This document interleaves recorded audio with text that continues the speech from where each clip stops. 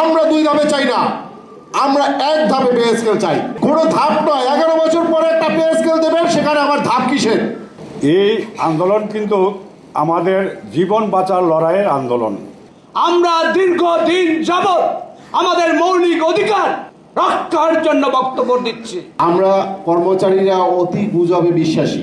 সরকার কিন্তু কোথাও বলে নাই যে আমরা 50% দিচ্ছি, আমরা 100% দিচ্ছি, আমরা 3 ধাপে দিচ্ছি। এটা সরকারের একটা প্ল্যান ছিল, সে প্ল্যানে সরকার অলরেডি সফল হয়েছেন। কারণ হচ্ছে আমরা সবসময় চেয়েছি দাবি আদায় ঐক্য পরিষদ, 11 বছর পে স্কেল হয়নি, একবারে একই সময় আমাদের পে স্কেল দিতে হবে।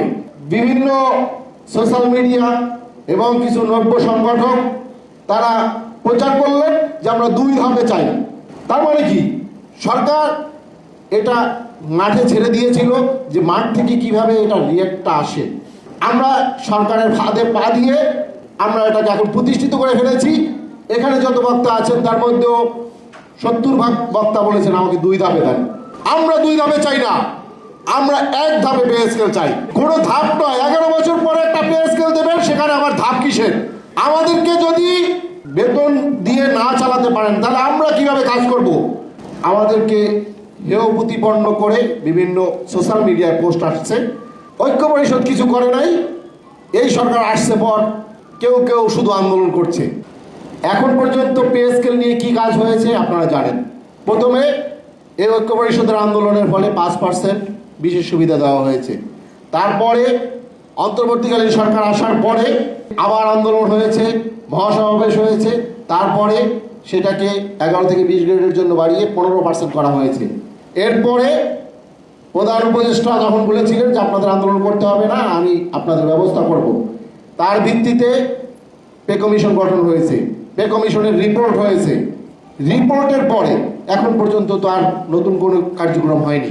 আমরা প্রজাতন্ত্রের কর্মচারী, আমরা সেই হিসাবে আমাদের মাননীয় প্রধানমন্ত্রীর পরিবারের সদস্য।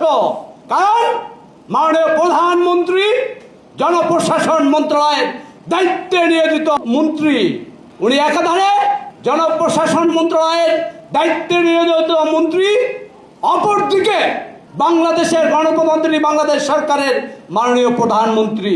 আপনার বাংলাদেশের ইতিহাস 1952 সাল ভাষা আন্দোলন সহ 1971 সালের স্বাধীনতার যে আন্দোলন কর্মসূচি হয়েছিল সেটা ঢাকা বিশ্ববিদ্যালয়ের কেন্দ্রবিন্দু থেকে হয়েছিল। আমরা দীর্ঘদিন যাবৎ আমাদের মৌলিক অধিকার রক্ষার জন্য বক্তব্য দিচ্ছি।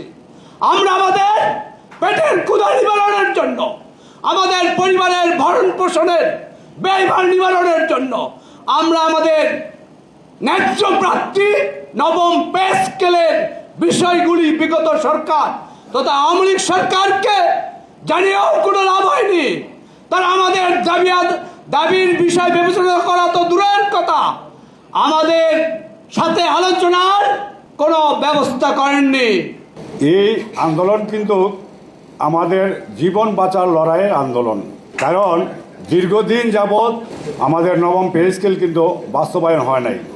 আমরা যদি সকলেই ঐক্যবদ্ধভাবে অবস্থান করতে পারি, যেহেতু গণতান্ত্রিক সরকার প্রতিষ্ঠিত হয়েছে এবং তারেক রহমানের সরকারের কাছে আমাদের বিনীত অনুরোধ থাকবে যে আগামী 11 তারিখে যে নবম পে স্কেল বাস্তবায়নের ঘোষণা দিবেন আমরা শুনতে পেয়েছি, সেটা 20 থেকে 11তম যে সকল কর্মচারীরা আছে তারা কিন্তু সবচেয়ে ক্ষতিগ্রস্ত।